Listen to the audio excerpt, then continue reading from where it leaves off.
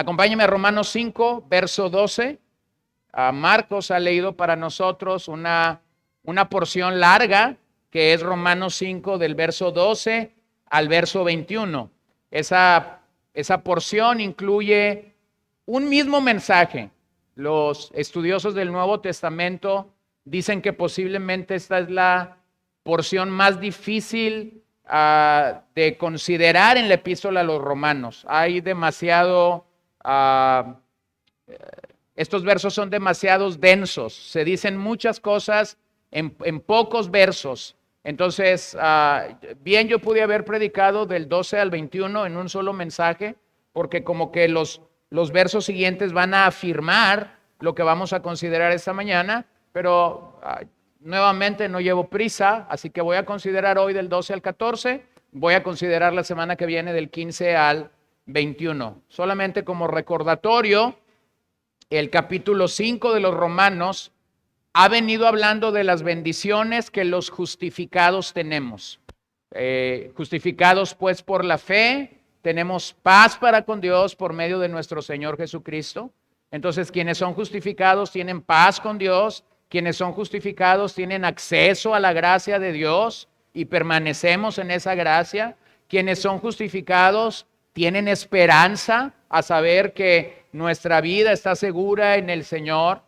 Y ahora Pablo va a dar una nueva bendición que los justificados tienen, y es que tenemos una nueva humanidad en Cristo. Somos parte de una nueva humanidad en Cristo.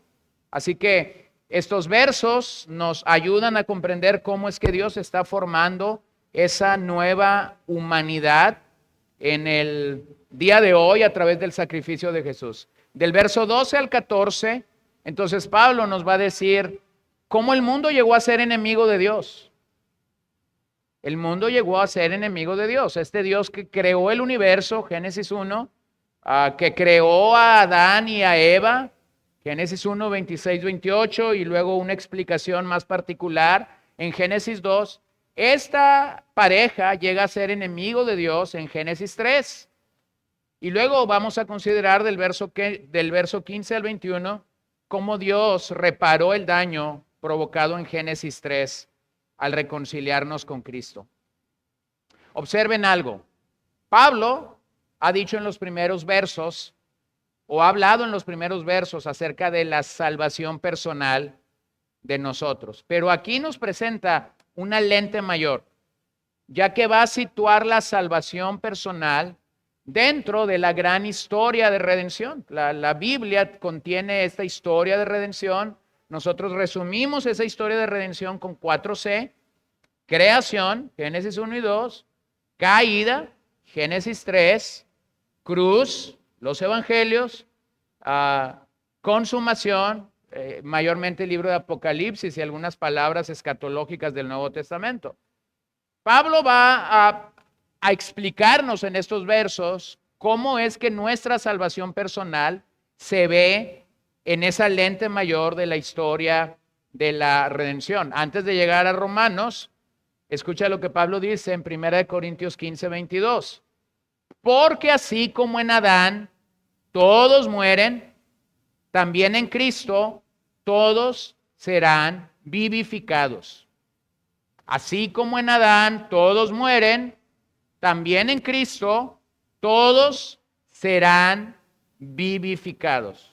Entonces, lo que Pablo va a explicar aquí es que todos hemos muerto en Adán y que todos, de alguna manera, vamos a ser vivificados en Cristo, especialmente aquellos que vienen a Dios en arrepentimiento y fe. No tenemos bosquejo así en la pantalla, así que me va a tener que seguir donde hay una línea en blanco para llenar. Romanos 5 nos presenta a Adán y a Cristo como dos cabezas. No tenemos el bosquejo en la pantalla, usted tiene su bosquejo para llenar, ¿verdad? Romanos 5 nos presenta a Adán y a Cristo como dos cabezas. Realmente, Adán y Cristo son los dos puntos de inflexión de la raza humana. Con Adán comienza la raza humana, en Adán comienza el devenir histórico de la historia de la redención, pero luego cuando Cristo viene, Cristo redime lo que Adán en su pecado había destruido o había contaminado por causa del pecado. Así que no hay más de estas opciones. O una persona está en Adán o estamos en Cristo. Y estas dos verdades son mutuamente excluyentes. Es decir, yo no puedo estar en Adán y a la par estar en Cristo. En Adán nos identificamos con el pecado, en Cristo nos identificamos con la redención, nos identificamos con la justificación. Entonces, la pregunta clara es esta: ¿estás en Adán o estás en Cristo? Pero no puedes estar en ambos, no hay más opciones. Nos identificamos con Adán o con Cristo. El pasaje sugiere la idea de algo que de hecho es un poco difícil de explicar para nosotros, porque mayormente no usamos ese sentido de expresar. El pasaje sugiere la idea de personalidad corporativa. Es decir, Adán en el Edén nos representó. Cristo en el Calvario nos representó. Nosotros no estuvimos en el Edén, pero cuando Adán pecó, todos nosotros pecamos. Nosotros no estuvimos en la cruz, pero cuando Cristo murió en la cruz, esos beneficios alcanzan para ti y para mí el día de hoy.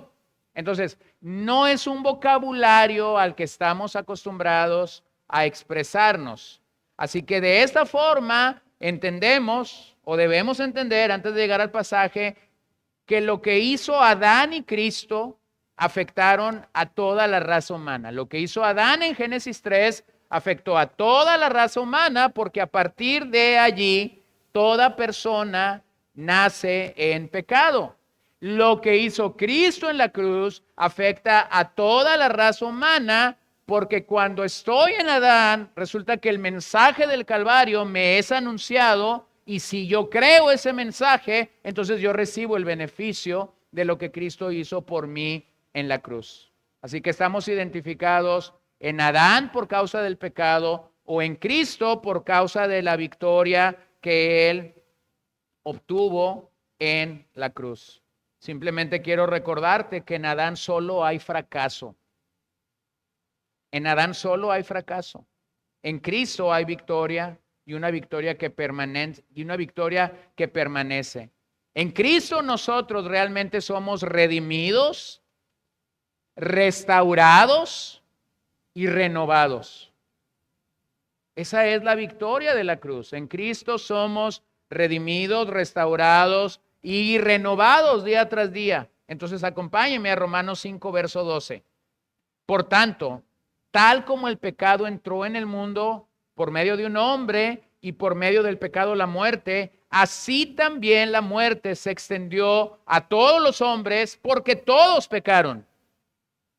Pues antes de la ley había pecado en el mundo, pero el pecado no se toma en cuenta cuando no hay ley. Sin embargo, la muerte reinó desde Adán hasta Moisés, aún sobre los que no habían pecado, con una transgresión semejante a las de Adán, el cual es figura de aquel que había de venir. Observe que Pablo está afirmando una realidad que ya afirma en el capítulo 3. Todo ser humano, excepto Jesucristo, es un pecador. ¿Cuántos seres humanos? Todos. Todo ser humano, excepto Jesucristo, es un pecador. Esto a veces alarma a algunos, pero hermanos, no nos debería de alarmar. Claramente es lo que el pasaje nos está diciendo. Observe que cuando no hay ley, dice Pablo, que el imperio o el reino de la muerte estuvo desde Adán hasta Moisés. Esa es una línea increíble. Entre Adán y Moisés no hay ley. Dios no ha mandado los mandamientos. Y sin embargo, la gente está pecando. ¿Cómo sé que están pecando? Sencillo, porque están muriendo. Y la muerte, de acuerdo a lo que dice Pablo en este pasaje, es una consecuencia del pecado entrando a la raza humana. Génesis 3. ¿Se acuerdan? ¿Se acuerdan que básicamente eso es lo que está pasando cuando Adán está siendo juzgado en el Edén? Así que Pablo va a tomar el tiempo para considerar que todo pecador se encuentra identificado con Adán, y cuando el poder de Dios nos alcanza para la salvación, entonces nos identificamos con Cristo. Esta es la tesis de Pablo en Romanos. El evangelio es poder de Dios, ¿para qué? Para salvación. ¿A quién salva? A los que están identificados en Adán. A los que están en Adán, entonces el evangelio llega, irradia y los salva y los salva. Pablo entonces nos ha permitido reconocer ya en los versos anteriores, capítulos anteriores, 1, 4 y el 5, que las profundidades de la maldad humana. Pablo ha pasado ya capítulo 1, 18 en adelante, el capítulo 2, hablándonos de lo que el pecador, las profundidades de la maldad que el pecador puede alcanzar en este mundo. Y luego nos ha mostrado las alturas de la misericordia divina, lo que el Señor puede alcanzar o puede lograr a través del sacrificio de su Hijo. Así que en el comentario de Pablo en estos versos debemos entender que tanto judíos como gentiles tienen culpa. Tienen culpa, tienen pecado. Los judíos no están exentos de este pecado, pero a la vez Pablo está diciendo, hay gracia. Hay gracia para el judío, hay gracia para el gentil. Así que lo que quiero destacar aquí en estos versos es que hay dos comunidades en este pasaje. Hay dos comunidades. Una está en pecado y culpa y la otra está en gracia y fe. ¿Quién está en pecado y culpa? Los que están identificados en Adán. ¿Quién está en gracia y fe? Los que están identificados en Cristo. Ahora tienes que reconocer algo, porque de aquí partimos. Adán y Cristo fueron personajes reales y personajes históricos. Es decir, Adán vivió en el Edén en un momento histórico. Cristo murió por nosotros en el monte Calvario o en el Gólgota de manera real por nosotros. La historia que Génesis nos relata de Adán es real. La historia que los evangelios nos relatan de la muerte y del sacrificio de Cristo por nosotros es real. Entonces, Adán y Cristo actuaron como cabezas de pacto, o voy a usar esta expresión a lo mejor que es más real para nuestro vocabulario, fueron representantes legales de la humanidad. Adán nos representó legalmente en el Edén, Cristo nos representó legalmente en la cruz, si tú has puesto tu fe en Él. Representantes legales. Bueno, ese es un término con el que podemos trabajar mejor o que nos ayuda mejor a entender cómo funcionan las cosas, porque a lo mejor esto de cabeza federal no te es muy común. Escucha lo que Thomas Schreiner dice. Adán y Cristo son los dos individuos más influyentes en la historia de la humanidad, y los creyentes pueden tener confianza porque pertenecen al que ha anulado todo lo que Adán introdujo al mundo.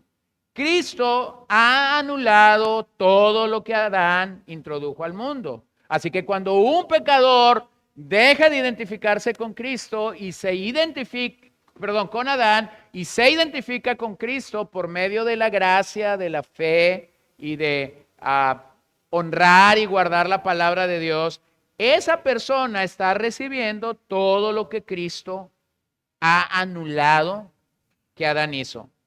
Así que Pablo cree necesario revisar el fracaso de Adán para entonces poder declarar o poder proclamar el triunfo de Cristo. Eso está naturalmente para efectos de aprenderlo mejor, eso está destacado de dos maneras. Verso 12, revisemos a Adán y los efectos del pecado. Vea cómo Pablo claramente está hablando de los efectos del pecado de Adán rodeándonos o afectándonos a cada uno de nosotros. Por tanto, dice Pablo, reconociendo que esa expresión nuevamente está conectando, Pablo está conectando todo lo que ha dicho de las bendiciones de los justificados en el capítulo 5, y ahora Pablo va a explicar que estos que son justificados en algún momento estuvieron en Adán, estuvieron identificados en Adán. Y cuando él comienza entonces a desempacar el pasaje para nosotros, necesitamos reconocer que lo que Pablo está contrastando es la desobediencia de Adán versus la obediencia total de Cristo. Adán fue desobediente en el Edén, Cristo fue obediente en todo su esplendor en el Gólgota. Murió en obediencia a Dios, Filipenses capítulo 2. Entonces mira cómo lo dice Pablo en 1 Corintios 15, cuando él está explicando la doctrina de la resurrección. Así también está escrito, el primer hombre, Adán, fue hecho alma viviente. El último Adán, espíritu que da vida. Espíritu que da vida. Sin embargo, el espiritual no es primero, sino el natural, luego el espiritual. ¿Por qué dije que eran dos hombres reales, dos hombres históricos? Porque Pablo va a declarar aquí en Corintios que primero fue el hombre natural y después, solo entonces, vino el espiritual.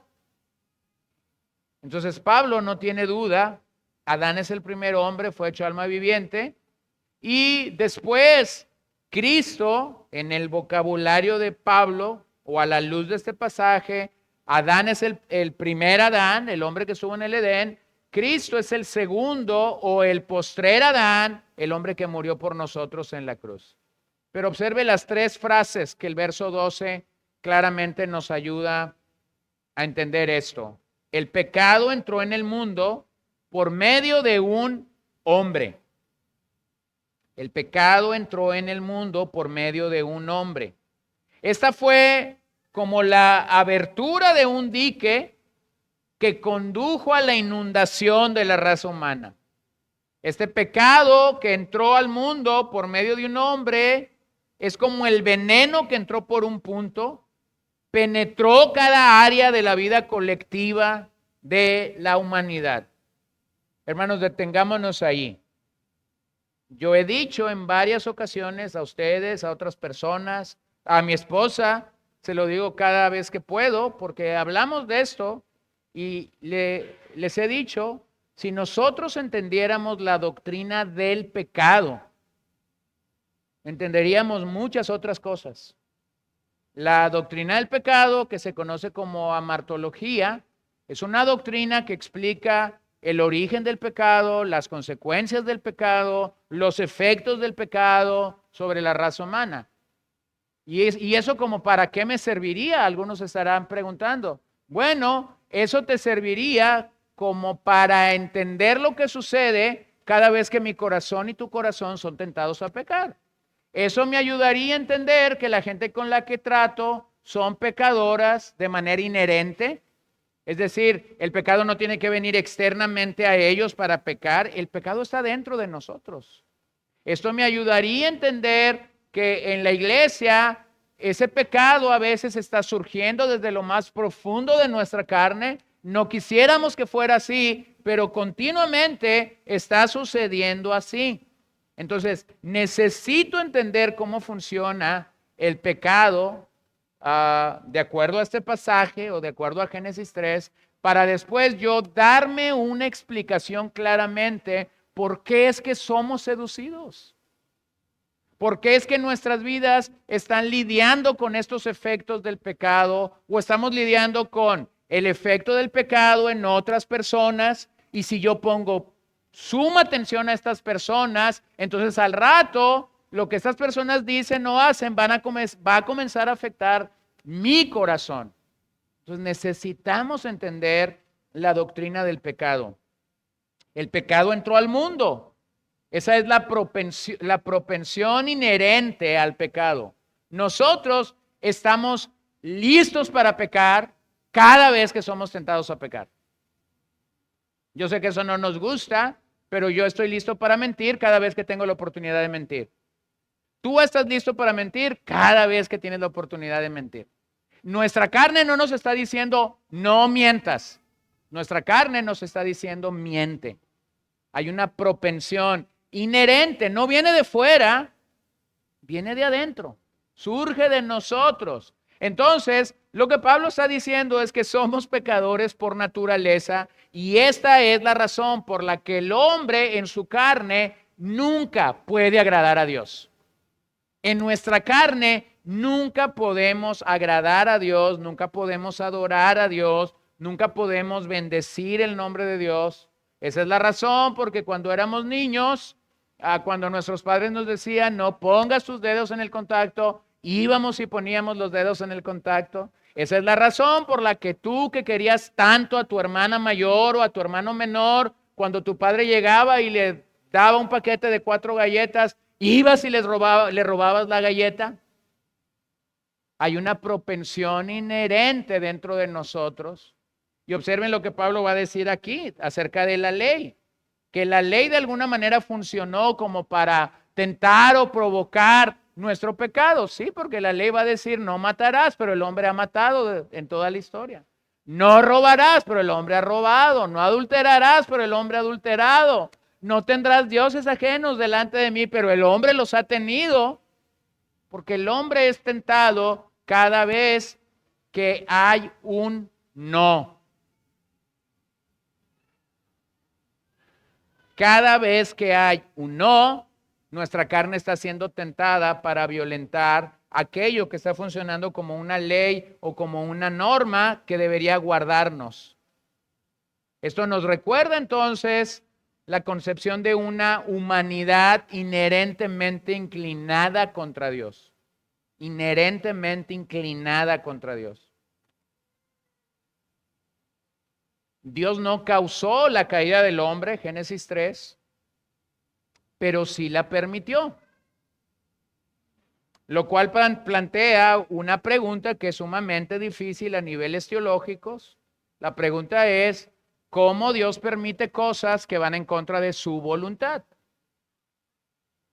Bueno, déjame responder esta pregunta desde la lente del teólogo Anthony Hoekema. Y él contesta esa pregunta de esta manera. El pecado, pues, se da contra la voluntad de Dios. Dios permitió que se diera la caída porque en su omnipotencia Dios podía sacar el bien incluso del mal.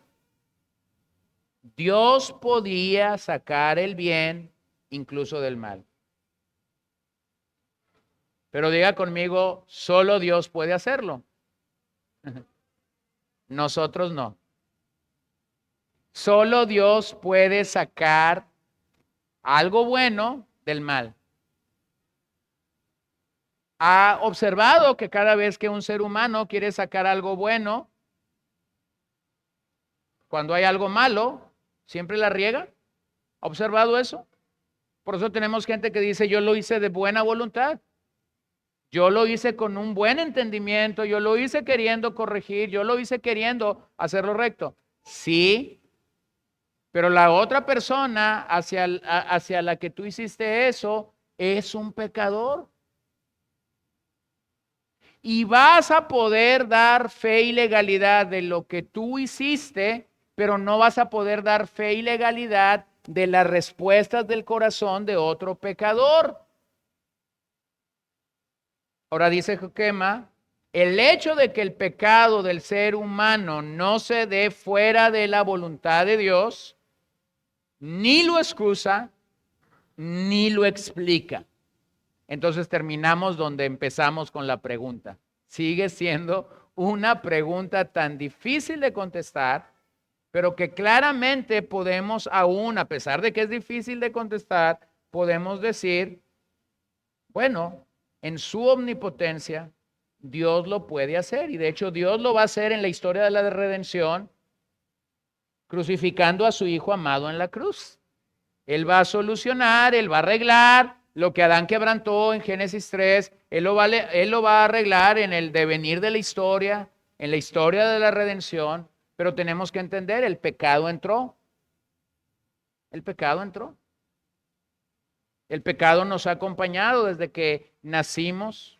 El pecado gobierna, reina sobre el corazón de los irredentos, de aquellos que no han venido al Señor.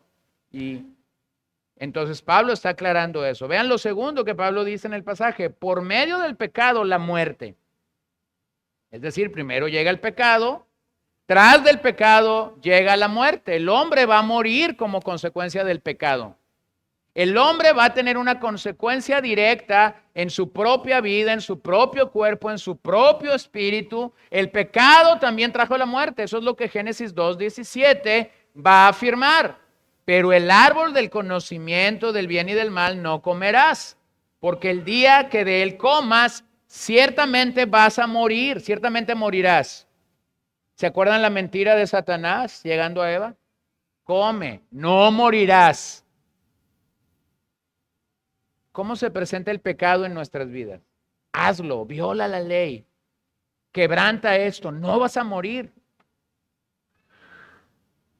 Observe que el engaño de Satanás sigue siendo el mismo hacia nosotros. Nada va a pasar. Yo he dibujado esto para ustedes con una línea. Esa línea que me dice no hagas esto, no le voy a poner nombre, puede ser muy clara si yo la veo de aquí para allá. Pero cuando el pecado comienza a seducirme, yo me voy acercando a esa línea. Y si la respuesta de mi corazón sigue siendo dejarme seducir, cada vez yo me voy acercando más a la línea hasta que yo estoy en la mera frontera de esa línea. Yo estoy pegadito a esa línea. Y mi razonamiento dice, yo estaba allá antes, ahora estoy aquí y no me ha pasado nada malo.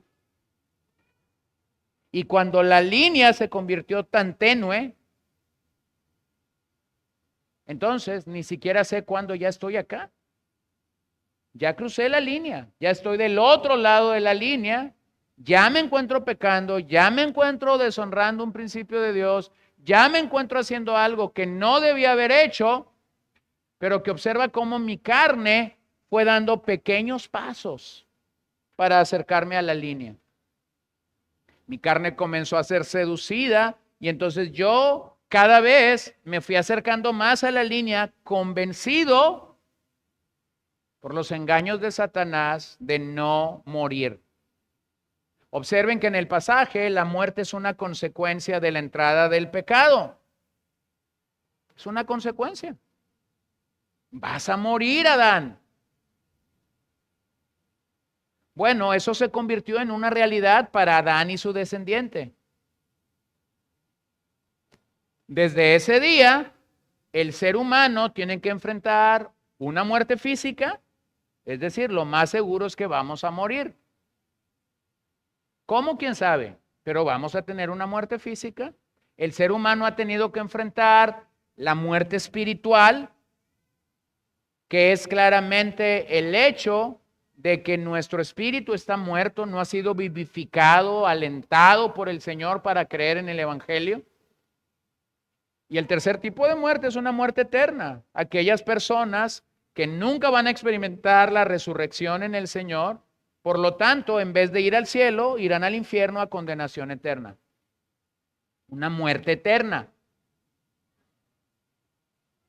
Si tú lees en el contexto de Romanos 5, vas a encontrar que Pablo está por lo menos hablando de la muerte de dos maneras diferentes. Todo parece indicar que el verso 13 y 14 indican la muerte física del ser humano, pero si tú lees versos 18 y 19, Pablo allí está hablando de la condenación, apuntando eso a que las personas estaban muertas espiritualmente, estaban condenadas y por eso es que ellos estaban muertos espiritualmente.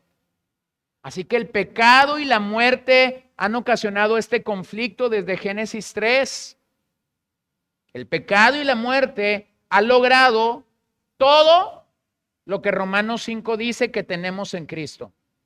En Cristo tenemos paz. Pero el pecado y la muerte provocan que la gente no tenga paz con Dios. En Cristo tenemos acceso a la gracia de Dios, pero el pecado y la muerte han provocado que el ser humano no tenga acceso a la gracia de Dios. En Cristo tenemos esperanza, pero el pecado y la muerte han logrado que la gente no tenga esperanza. La gente en nuestro día no tiene esperanza. No tiene esperanza. Pero en Cristo tenemos esperanza. Así que eso es lo que la muerte, el pecado y la muerte ha logrado. Nos ha puesto en desacuerdo con Dios. En resumen, cuando Adán pecó, murió espiritualmente de inmediato. ¿Se acuerdan la comunión que Adán gozaba con el Señor? El Señor venía al Edén y Adán podía tener esta comunión espiritual con él. Bueno, esa comunión se perdió. Inmediatamente Adán murió espiritualmente. No solo eso, si tú sigues leyendo Génesis, vas a encontrar que Adán muere a los 930 años. No fue inmediato, pero Adán murió físicamente. 930 años. Yo sé que eso suena un montón para nosotros. Pero bueno, hay una explicación de por qué los seres humanos vivían tantos años y después del diluvio, los seres humanos comienzan a vivir menos tiempo. Finalmente, nuestra comprensión es que Adán fue llevado a la fe. Por lo tanto, él pudo escapar de la muerte eterna.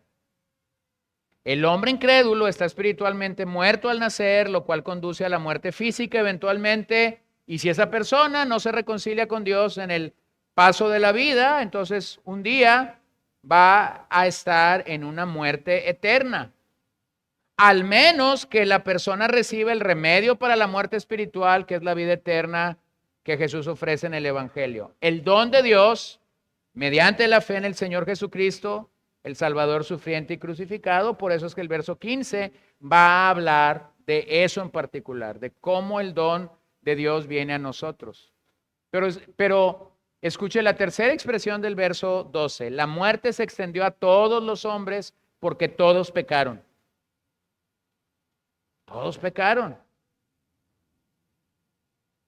Pántese Martón, que es la misma expresión que Pablo ya usó en Romanos 3:23. Por cuanto todos pecaron, no alcanzan la gloria de Dios o están destituidos de la gloria de Dios. Ahora Pablo está diciendo, la muerte se extendió a todos los hombres, es decir, el daño del pecado, alcanzando la muerte para nosotros, nos ha llevado a esa conclusión. Todos pecaron. ¿Qué quiere decir Pablo con esa declaración? Bueno, lo que Pablo está diciendo es que los efectos del pecado de Adán son universales. Lo que Adán hizo en el Edén tiene efectos de índole universal. ¿Por qué razón? Porque Adán nos estaba representando en el Edén. Como el primer hombre, él era la cabeza federal de la humanidad. Esta acción en el original es una acción pasada, es decir, en algún momento histórico Adán pecó, Adán falló a Dios, pero esa acción aún sigue trayendo algo negativo, un efecto negativo en nuestras vidas. Por lo tanto, lo que el mensaje del Evangelio comunica es que toda la humanidad ha pecado, excepto Cristo. Excepto Cristo. La impecabilidad de Cristo está demostrada a lo largo de toda su vida en los evangelios. Fue tentado en todo, pero sin pecado. Pero sin pecado. Entonces, todos estuvieron involucrados con Adán en virtud de una palabra que ya hemos explicado, pero que nuevamente voy a regresar a ella. Esta palabra es imputación. Todos pecamos en Adán en virtud a la imputación. El pecado de Adán es contado y transferido a la raza humana porque se nos ha imputado. De la misma manera que cuando un pecador cree, se le imputa la justicia de Cristo. Entonces, va a ser fácil explicarlo, algo que es muy difícil. ¿Acaso yo soy digno de que se me impute la justicia de Cristo? Pregunta. ¿Acaso tú eres digno de que se te impute la justicia de Cristo? No, ¿verdad? No somos dignos. Entonces, ¿por qué tenemos problema para reconocer que se nos imputó el pecado de Adán? O sea, son dos lados de la misma.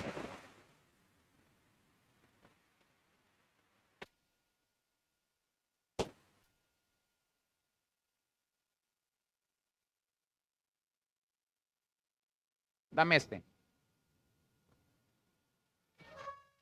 ¿Por qué tenemos problema entonces en reconocer que se nos imputó también el pecado de Adán? Entonces, vamos a entenderlo así. El término teológico imputación nos recuerda que hay tres grandes imputaciones en la Biblia o tres grandes momentos donde se está imputando algo.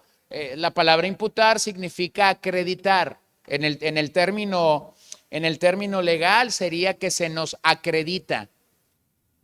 Entonces, revisemos las tres veces que ese término puede operar para nosotros como creyentes el día de hoy. Primero, la imputación del pecado de Adán.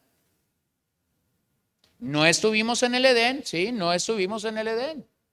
No nos comimos la fruta que Adán comió, no nos la comimos.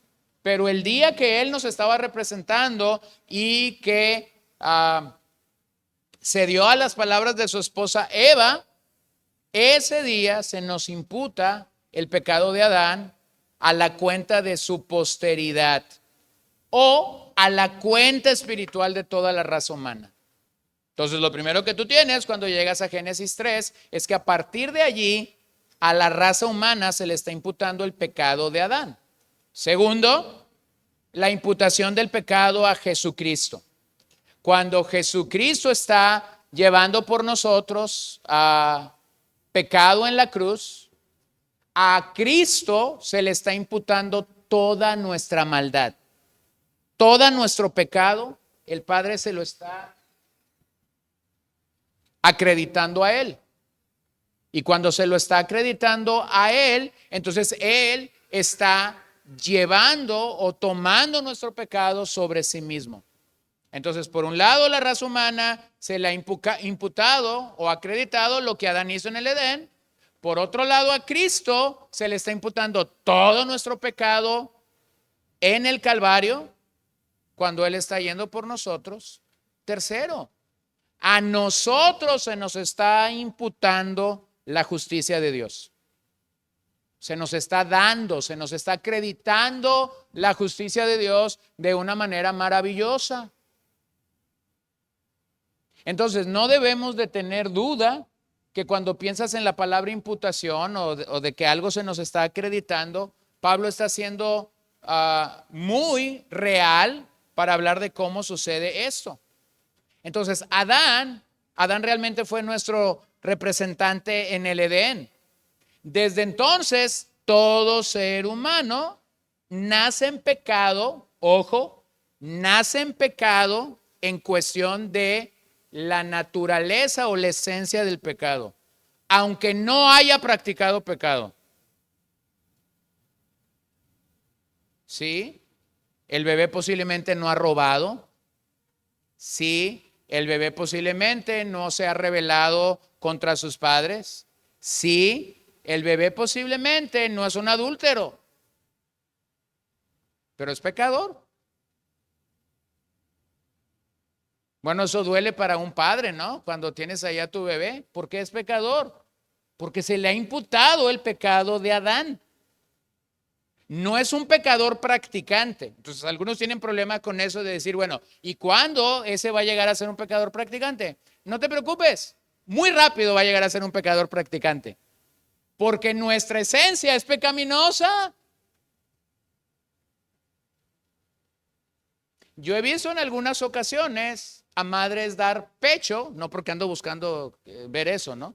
Pero algunas veces he visto que una madre está diciéndole al niño, ay, me dolió, no hagas eso. ¿Y qué crees? A partir de ahí el niño lo va a hacer simplemente porque tú introdujiste la palabra no lo hagas. Ya era un pecador por naturaleza y ahora el niño comienza a ser un pecador deliberado. Por eso el niño cuando comienza a gatear, por eso el niño cuando comienza a caminar, comienza a quebrar objetos, comienza a hacer cosas, comienza a hacer berrinches, comienza a hacer todo lo que ya sabemos que un niño es capaz de hacer. Entonces, ojo con eso, porque aunque nacemos en pecado, pudiéramos no ser pecadores practicantes hasta cierta edad. Sin embargo, yo creo que cada vez mientras más veo esa edad baja, baja y baja por nuestra propia propensión a pecar. Toda la humanidad entonces pecó en los lomos de Adán. Eso es lo que va a decir en el verso 16-18. Pero también toda la raza humana se constituye en un transgresor y sus herederos fueron constituidos en pecadores, según el verso 19, porque una vez que sabemos que no debemos hacerlo, curiosamente estamos haciéndolo. Entonces, ¿qué es esto? Sencillo, todos pecamos en Adán y con Adán, en y con Adán.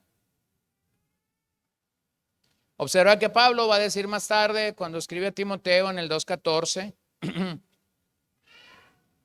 y Adán no fue el engañado, sino que la mujer, siendo engañada completamente, cayó en transgresión. Observen que Pablo no inculpa a Eva. Pablo no dice, fue la mujer Adán. No. Va directamente con el hombre, va directamente con Adán y lo cuestiona a él. Observen que Pablo, cuando escribe a Timoteo, no está diciendo, fue la serpiente. No, porque el hombre que había recibido el mandato fue Adán, no fue Eva, no fue la serpiente. Así que si había que enfrentar a alguien con su propio pecado, era Adán mismo.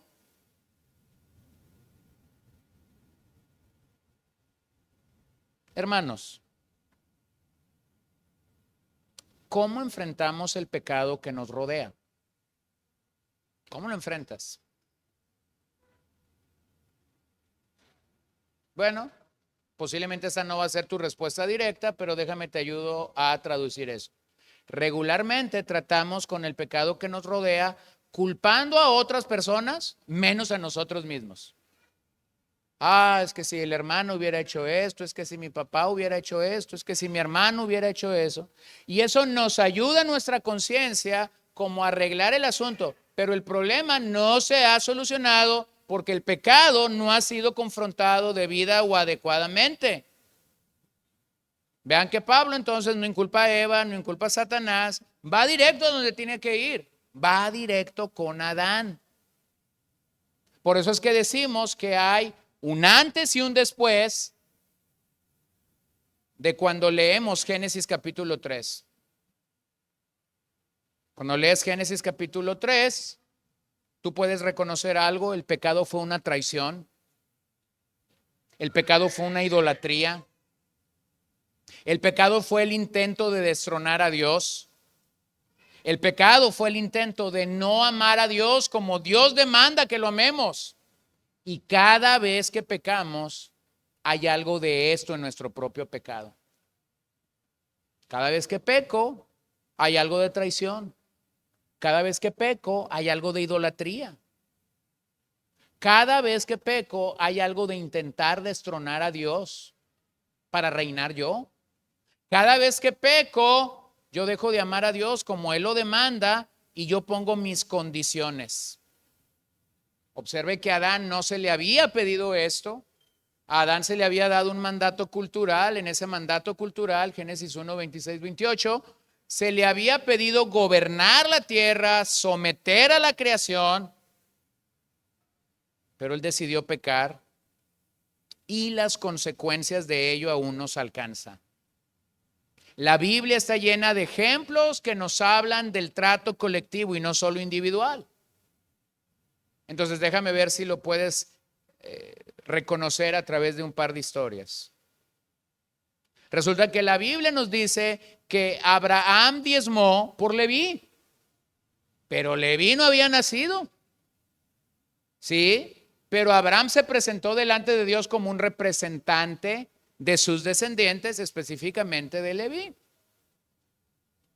Cuando los israelitas estaban entrando en la tierra prometida, Dios les dice, no tomen botín de esta tierra, pero entonces un hombre en su pecado, dominado por su pecado, llamado Acán, va y toma lo que Dios dice es mío.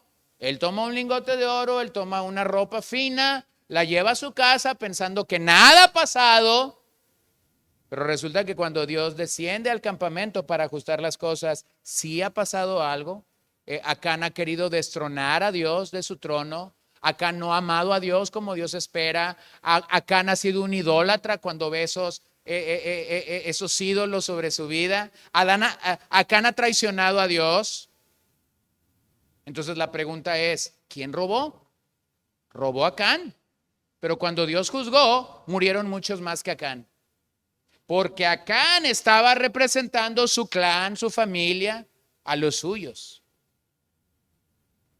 Ese pensamiento colectivo nosotros no lo entendemos en nuestra cultura, porque nuestra cultura es individualista. Déjame te doy el tercer ejemplo. Cristo llevó nuestros pecados al madero. ¿Lo ven? Él nos representó. Él llevó nuestros pecados. No tenía por qué hacerlo, pero llevó nuestros pecados. Él bebió la copa de la ira de Dios en el Calvario. Hermanos, eso debe de dar gran esperanza en nuestras vidas, ya que Adán y Cristo son un ejemplo de la colisión cultural.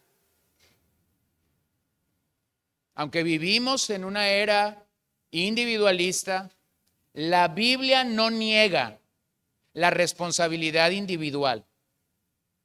Cada uno de nosotros somos responsables individualmente delante de Dios. Pero la Biblia habla de cómo las decisiones de una sola persona pueden afectar un montón. ¿Por qué es que nos conducimos con temor y con temblor? En el aspecto de nuestra salvación, de acuerdo a Filipenses 2:3. ¿Por qué es que hacemos eso? Porque sabemos que hay mucha gente observándonos. Y una mala decisión puede poner a trastabillar a muchos.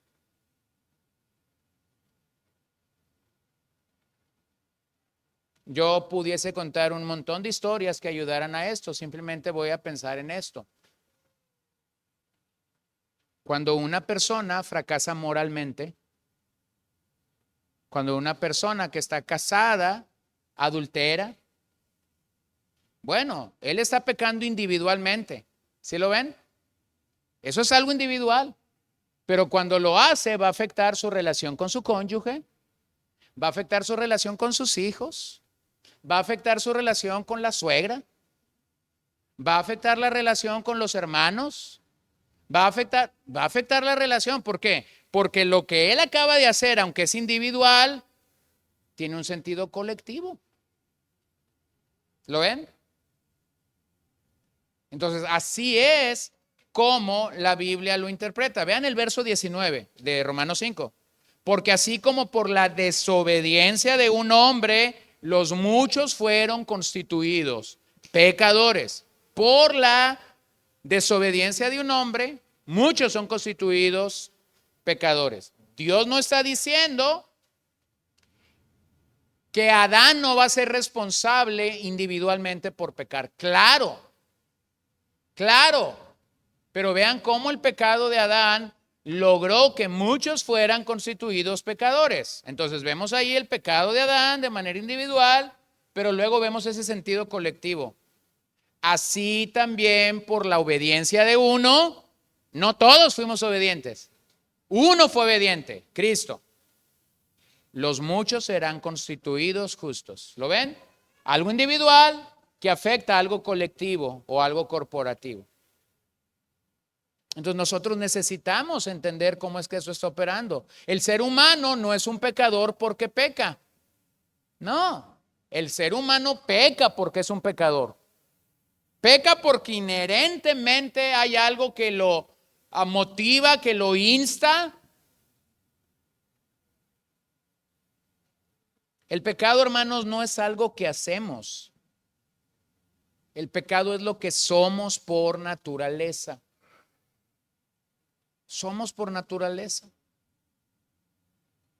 Así que cuando enfrentamos pecado en nuestras vidas, cuando nosotros enfrentamos pecados en todo índole, en la familia, relacional, laboral, cuando enfrentas pecado, no cometas el error que muchos hemos cometido muchas veces. No busques pecado fuera de ti. Lo primero que tienes que hacer, si el pecado está fracturando alguna situación de tu alma o de tu vida, lo primero que tienes que hacer es buscar qué hice, en qué fallé yo, en qué pequé yo. Porque el pecado va a provocar que yo justifique decisiones que son absolutamente infantiles, decisiones que son absolutamente inmaduras, decisiones que son dominadas por mis emociones, mis pensamientos y mis sentimientos. ¿Por qué razón? Porque el pecado ha operado así desde Génesis 3. Y te tengo noticias, va a seguir operando así hasta que el Señor no ponga punto final a esto. Entonces tú eres un creyente que estás caminando en el Señor.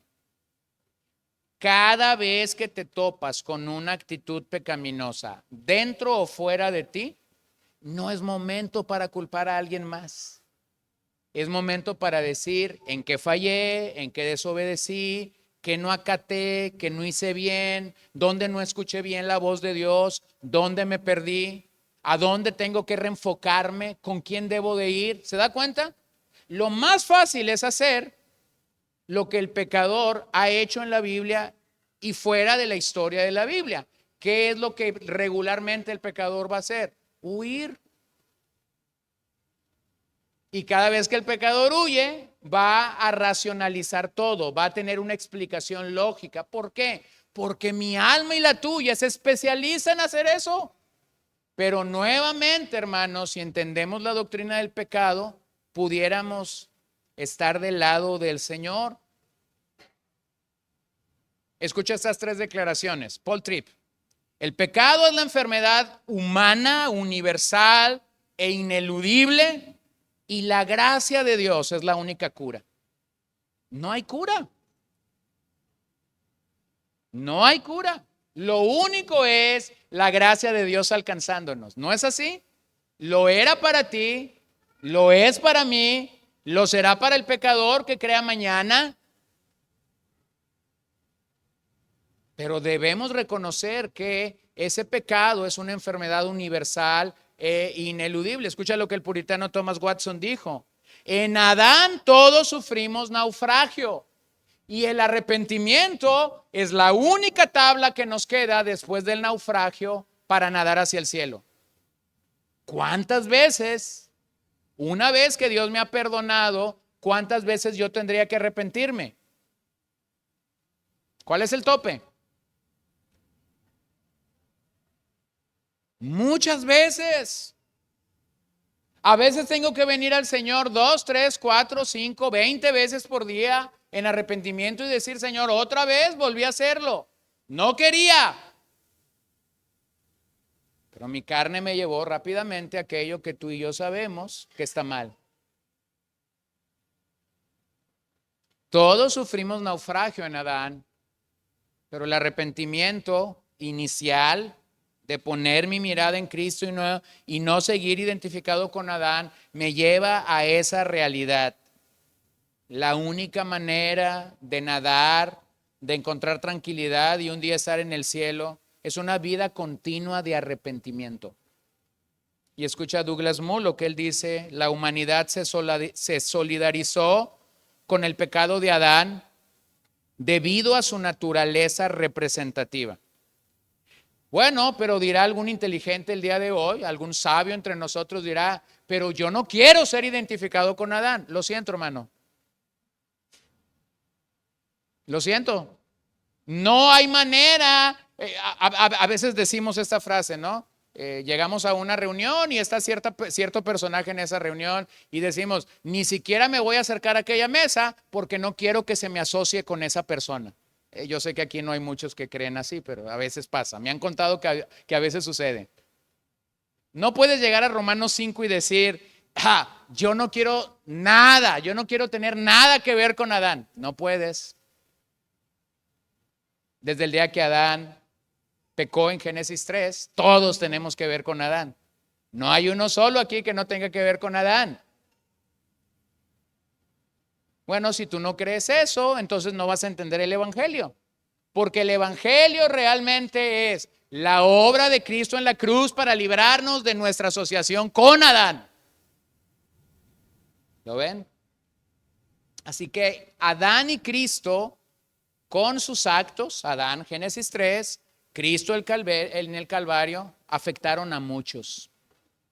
La acción de Adán afectó a toda la raza humana. La acción de Cristo en la cruz está afectando a todos aquellos que han de creer en el mensaje del Evangelio en algún momento histórico real. Así como Adán es un personaje histórico y real, Cristo es un personaje histórico real. Los salvos son personas reales que han vivido en algún punto real de la historia y que cuando el mensaje es proclamado, entonces estas personas están creyendo.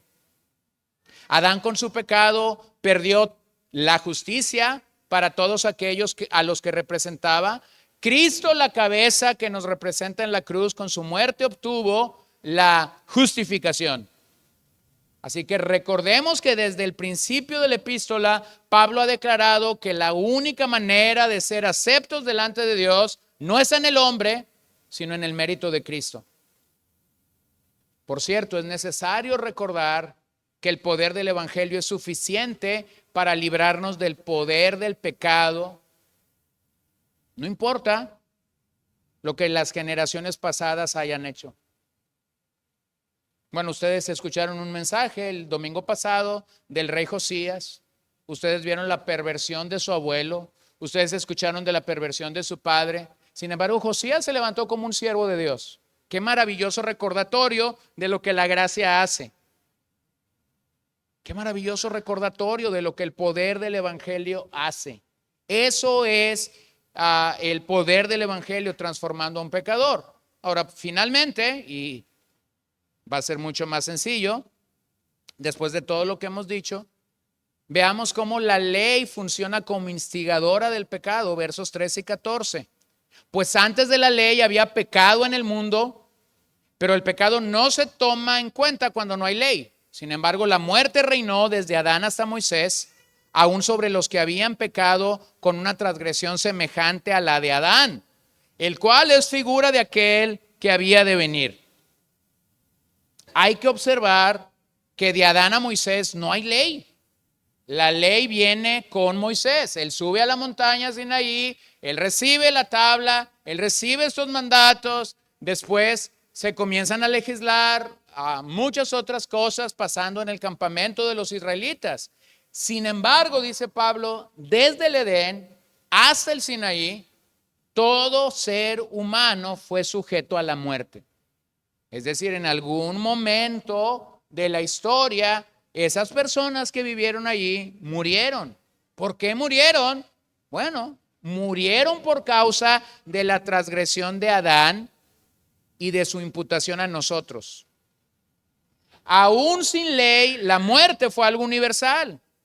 Estas personas murieron por su propia naturaleza pecaminosa que les había sido heredada. El reino del pecado, antes de que Dios entregara la ley, prueba que toda la raza humana estaba involucrada en el pecado de Adán.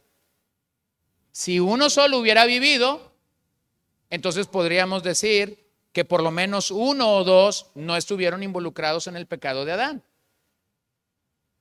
Por eso es que Pablo dice que el reino de la muerte imperó desde Adán hasta Moisés. Ninguno ha vivido. Entonces, como todos han muerto, eso significa que la muerte es la consecuencia del pecado. Ya lo ha dicho en el verso anterior. Eso es un recordatorio, hermanos, de que toda forma de pecado es una ofensa contra la santidad de Dios. Cuando yo peco, cuando tú pecas, realmente estamos ofendiendo a la santidad de Dios. Ese Dios maravilloso que en su misericordia te salvó, me salvó. Cuando fallamos ante Él, estamos yendo realmente en contra de su santidad. Entonces, a la luz de esta declaración que hemos leído, lo que Pablo está afirmando son tres cosas y salen directas del pasaje. Adán transgredió la ley antes de que Moisés la escribiera. Adán transgredió la ley antes de que Moisés la escribiera, lo cual afirma la existencia del pecado. La ley de Moisés provocó el pecado de Adán antes de que existiera. Dicha transgresión resultó entonces en la muerte y la maldición del pacto. Del pacto. La palabra pecado que está Pablo introduciendo ahí es amartano, significa literalmente errar al blanco y por lo tanto no compartir el premio. Amartano significa actuar en contra de la voluntad y la ley de Dios, cometer una injusticia, estar en error. Observa por el significado simplemente. Cuando llamamos a una persona pecadora o nosotros mismos nos identificamos en nuestros pecados, la realidad es esta: estamos errando al blanco. Estamos voluntariamente cometiendo un error. Yo no sé si algún día tu pecado te ha llevado a una situación larga o a una situación difícil de tratar. Y yo no sé si alguna vez en tu vida una persona te ha dicho esta expresión. A mí me la han dicho. Entonces yo la voy a decir tal y como me la han dicho. ¿No sería más fácil parar y arrepentirte a seguir adelante? La respuesta a ese comentario es sí. ¿Por qué no lo hacemos? Porque el pecado por naturaleza nos invita a errar en el blanco. ¿Qué es eso? Yo me desenfoco completamente. Yo debería estar tirando a donde está este punto rojo, debajo de ese celular, pero resulta que yo estoy tirando a aquella columna en blanco donde no hay ningún punto rojo que me indica que pueda tirar allí. Y cuando yo hago eso, entonces mi corazón, contaminado por el pecado, me dice, todo está bien, no va a pasar nada. Te dijeron que si tú no hacías esto, iba a pasar esto, pero no te ha pasado nada. Entonces mi corazón se va convenciendo de que el pecado es algo gratificante y algo bueno. El pecado es malo, siempre destructivo, siempre dañino. Nunca va a lograr mi edificación, nunca va a lograr mi crecimiento espiritual. Observa que lo que el pecado entonces va a hacer en mi vida, en la tuya, en nuestras almas, es poco a poco, sacarnos de lo que realmente debería ser edificante para nosotros. Desviarnos. Vean cómo Pablo lo va a decir en Romanos 7:7. ¿Qué diremos entonces? ¿Es pecado la ley? De ningún modo. Al contrario, yo no hubiera llegado a conocer el pecado si no hubiera sido por medio de la ley, porque yo no hubiera sabido lo que es la codicia si la ley no me hubiera dicho no codiciarás. Pero el pecado, aprovechándose del mandamiento, produjo en mí toda clase de codicia. Ya lo hemos dicho esta mañana. Cuando tú pones a algo un no, tú estás tentando a la persona para que lo hagas.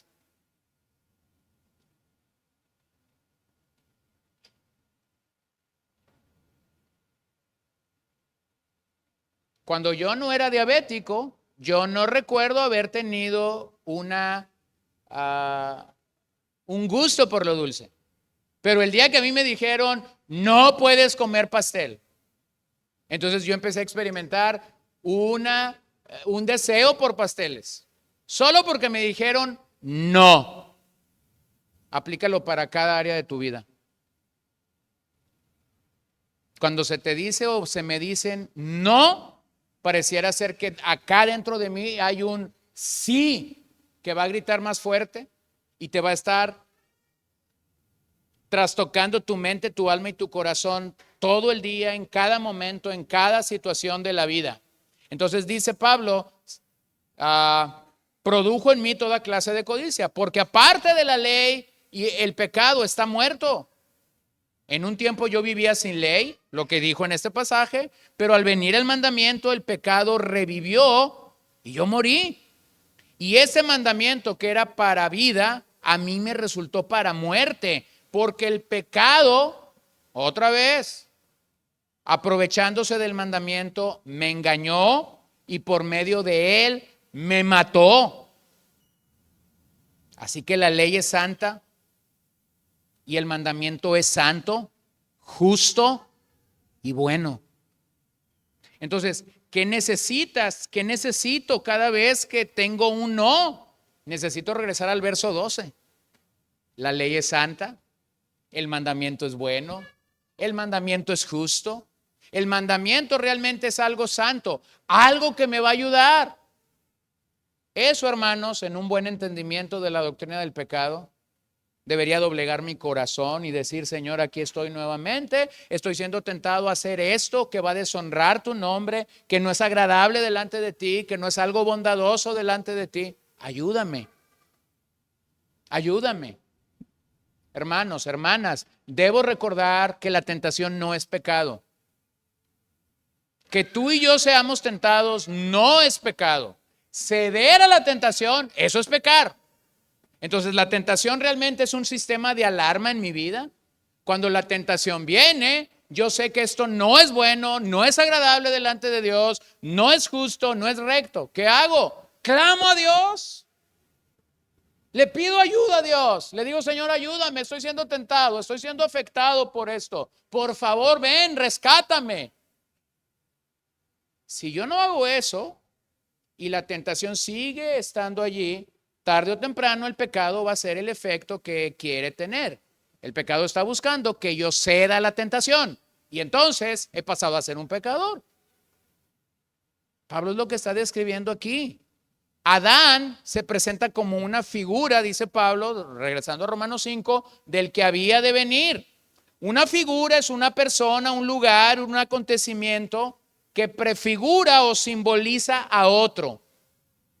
Entonces Pablo está trazando esta línea de Adán a Cristo y Pablo va a decir esto. Adán señala, Adán apunta a Cristo, porque solo en Cristo nosotros podemos superar la muerte y la condenación que Adán ha logrado y alcanzado para nosotros. Por eso es que Pablo dice que es un tipo, apunta a Cristo. Bueno, entonces el verso 14 realmente nos ayuda a entender la historia de la redención. La historia de la redención va desde Adán, desde el fracaso de Adán hasta la victoria de Cristo en el Calvario. Déjeme cerrar y ayudarle a tener este sentido de colectividad. Cada vez que hay Juegos Olímpicos, cada vez que se juega un mundial, ya sea los atletas, los deportistas o los futbolistas que van en la delegación mexicana o que van en la representación de México, nos representan. Ellos funcionan como una cabeza federal. Ellos van. Cuando van y juegan, somos tan pecadores que cuando van y juegan, si no ganaron medalla, llamamos a ese atleta por su nombre y decimos, Federico Ríos quedó en el 40, en el maratón número 40. ¿Y cuántos compitieron? 50. Le fue muy mal a Federico. Pero vamos a pensar en la otra historia. Federico Ríos fue al maratón y ganó la medalla de oro. ¿Cuál es nuestra expresión? Ganamos. ¿Por qué somos así? Porque Federico Ríos es una cabeza federal. Nos está representando. Ya hace muchos años la selección mexicana tuvo a un entrenador técnico, creo que era yugoslavo, Bora. Y Bora decía esta expresión: gana selección, gana México. Pierde selección, pierde Bora. Él entendía lo que era una cabeza federal. Tienes que entender que Adán es nuestra cabeza federal en el Edén. Y tienes que entender que Cristo es nuestra cabeza federal en el Calvario. Hay una atleta dominicana, ella tiene la característica que cada vez que corre se presenta a la pista con una Biblia. Y ha ganado un par de medallas olímpicas. Ella es creyente en una iglesia en la República Dominicana. Yo conozco al pastor de esta atleta, y este pastor dice, cuando ella corre, dice, sabemos que va a correr, estamos orando por ella, decimos, Señor, que una vez más ella te glorifique a ti mientras corre, dice. Cuando, hablando de esto de la cabeza federal, ese pastor dice, bueno, cuando ella gana medallas de oro, nosotros no solamente decimos, ganó ella, ganó la República Dominicana, nosotros decimos, ella es miembro local de nuestra iglesia. Porque entiende la cabeza federal, ¿lo ven? Nadie de esa iglesia que ora por ellos va y corre. Nadie de esa iglesia se sacrifica en el peso que esta mujer tiene que guardar, en lo que tiene que comer, en las horas que tiene que entrenar por años. Pero cuando ella gana, entonces todos dicen, ganamos. Entonces, sería un mal entendimiento del evangelio identificarnos con Cristo y decir, ganamos, porque antes de que tú y yo ganamos, realmente te tengo que decir algo, perdimos. Perdimos en Adán todo lo que había en ese maravilloso Edén, donde Dios se relacionaba con su ser humano. Lo perdimos todo. Y así está la persona sin Cristo. La persona sin Cristo puede decir o creer que tiene todo, que tiene un futuro, que tiene potencial, que tiene carrera, que tiene un buen empleo. Hermanos, nosotros tenemos que verlo a la luz de lo que el evangelio dice. No tiene nada. Pero cuando nos identificamos con Cristo, entonces con Cristo ganamos. Entonces con Cristo lo tenemos todo. Adán y Cristo realmente representan a un soberano. O tu rey es Adán o tu rey es Cristo. En Adán entonces tenemos una mala noticia. Esa mala noticia es que eres un pecador y que no hay esperanza alguna para ti. En Cristo nosotros tenemos una buena y gloriosa noticia. ¿Cuál es esa noticia? No tienes que ir al Gólgota a morir. Ya Cristo nos representó allí.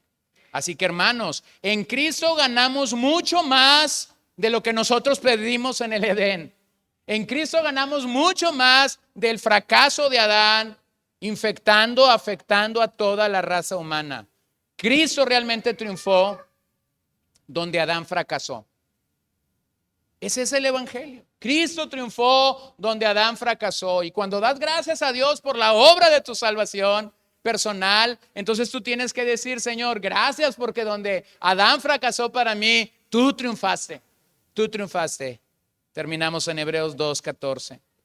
Así que por cuanto los hijos participan de carne y sangre, también Jesús participó de lo mismo, para anular mediante la muerte el poder de aquel que tenía el poder de la muerte, es decir, el diablo, y librar a los que por el temor de la muerte estaban sujetos a esclavitud durante toda la vida, porque ciertamente no ayuda a los ángeles, sino que ayuda a la descendencia de Abraham.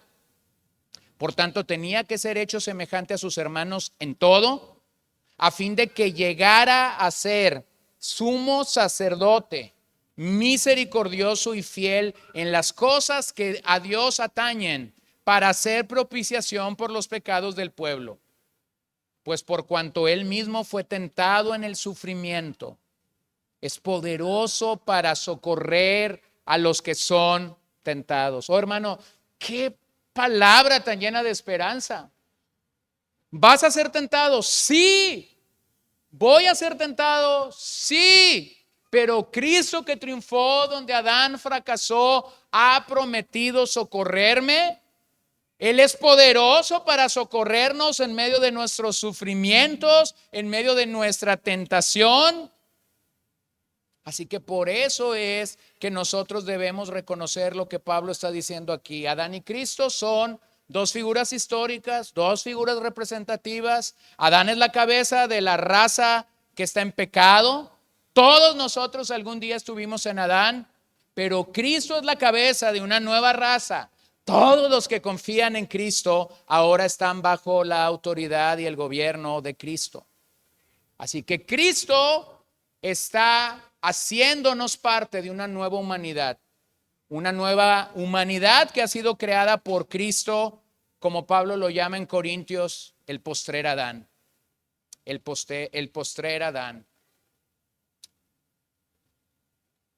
Y por esa razón es que debemos de tener gozo, porque ahora somos parte de esa nueva creación.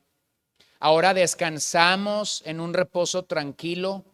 Ahora somos bendecidos en la plena salvación de Jesús. Hemos dejado de ser esclavos al pecado y estamos realmente bajo la autoridad de nuestro Señor. Oremos. Señor, te damos gracias esta tarde.